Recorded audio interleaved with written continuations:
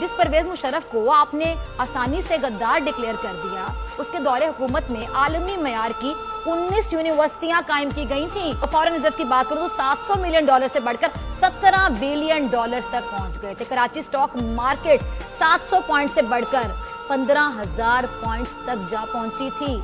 शरह ख्वानदगी की बात करूं तो 11% बेहतर हुई, गुर्बत 10% कम हुई। 4 डैम्स भी मुल्क में बनाए उन्होंने, 7 मोटरवेज बनाई, गवादर जैसी जदीद बंदरगाह बनाई गई। महसूलात की वसूली में 100% तकरीबन $1 ट्रिलियन इजाफा देखने में आया। सनती शोबे की अगर बात करूं, सनती शोबे में इजाफा हुआ।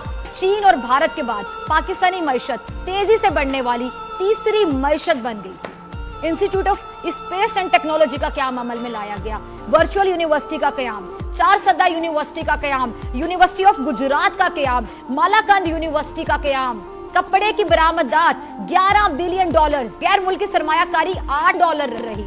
आलमी दर्जा बंदी में पाकिस्तान बैंकिंग मुनाफे में तीसरे नंबर पर आ गया था। तो इंफॉर्मेशन टेक्नोलॉजी की सनद वो $2 बिलियन तक जा पहुंची थी, जिसमें $1 बिलियन की बरामदात भी शामिल थी। सीएनजी सेक्टर में $70 बिलियन की सरमायाकारी हुई थी। टेलीकम्युनिकेशन सेक्टर की बात करूं तो 10 बिलियन की सरमायाकारी से 1.3 मिलियन नौकरियों के मौके पैदा हुए। मुल्क में पहली बार सनती पार्क्स का कयाम अमल में लाया गया। और सैंडी की बात करूं, रेकोर्डिक की बात करूं, मार्बल की बात करूं, कोय की बात करूं, इसकी पैदावार जैसे बड़े मंसूबे कामयाबी से तकमील के मराइल तय करने लगे थे। ये कैसी गद्दारी की तारीफ बताई गई इस मुल्क में, ये कैसा गद्दार था जो इतना फायदा दे गया इस मुल्क को।